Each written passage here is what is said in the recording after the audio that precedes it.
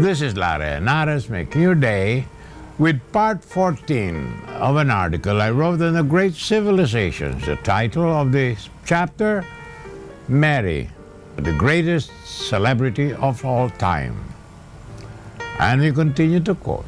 But before that, we would like to greet my dear Mary Rose Caparas. It is her birthday today. She was born in 1940. And so we continue.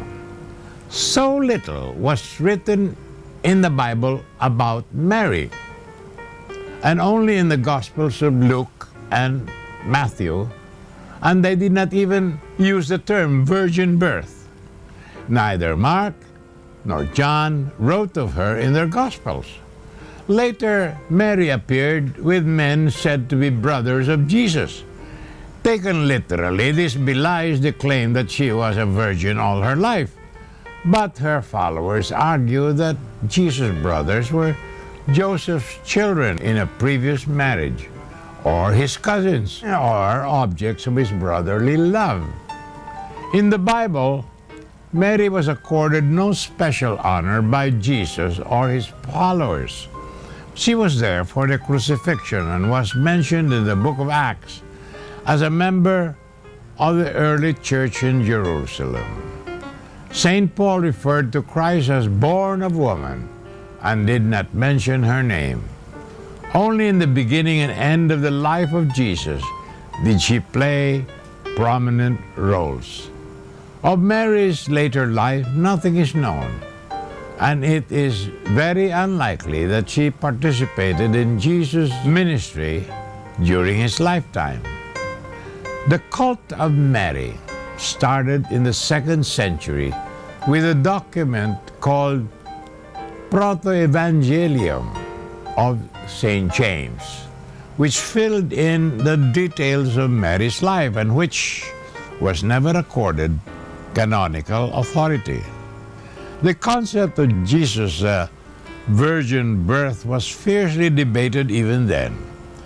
By the 5th century, the Council of Ephesus, against much opposition, certified her virginity and called her the Mother of God.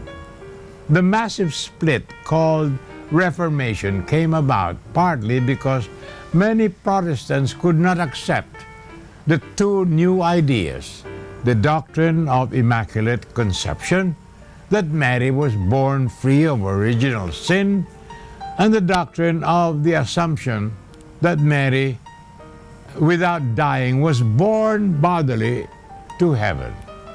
Immaculate Conception became Catholic dogma in 1854, and the Assumption in 1950. More about this after these messages. This is Lara Henares making your day with part 14 of an article I wrote on Great Civilizations, chapter Mary, the greatest celebrity of all time. More was written in the Bible about Magdalene and the women of the Old Testament than about the Virgin Mary.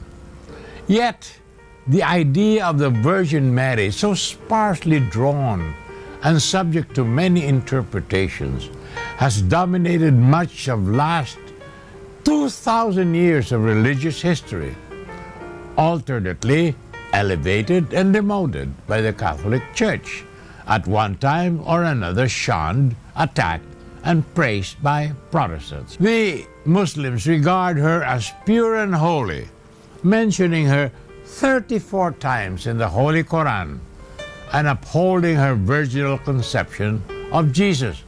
And large numbers of Muslims are making pilgrimages to Marian shrines. Protestants, some of whom reject the supernature of the Virgin, miss having Mary. And I quote, "I envy Catholicism its Mary," said Forrest Church, a Unitarian minister. And Mary's hymns are creeping into Methodist hymn books. Even the Women's Lib claimed her for their own in their fight to achieve equality with men and priesthood for women.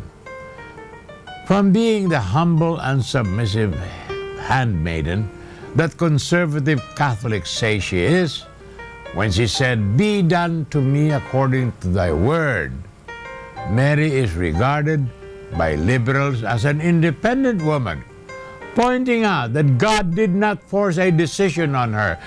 He sent the angel Gabriel to get her consent. The choice was Mary's. If by her own free will she had refused God, as did Eve, the mother of man, then God's plan had to change. The entire plan of salvation hung in the balance.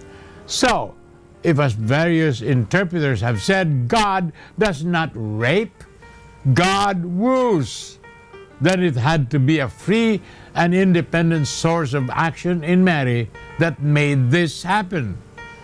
This makes her not a passive receptacle, but a willful and decisive agent of destiny. Now, why did Mary appear in more apparitions than her God's Son? Why are there more shrines dedicated to Mary than to any other? Why is Hail Mary more popular prayer than Our Father? Why did 5 million people, many of them non-Christians, visit Lourdes this year to drink its miraculous waters? Why did more than 10 million people troop to Guadalupe to pray to the Virgin Mary? And how come the miracle of Fatima? More tomorrow, my dear friends. This is Lara Henares, making your day, saying good day, God bless you. Thank you very much for being with us till next time. Hasta la bye-bye.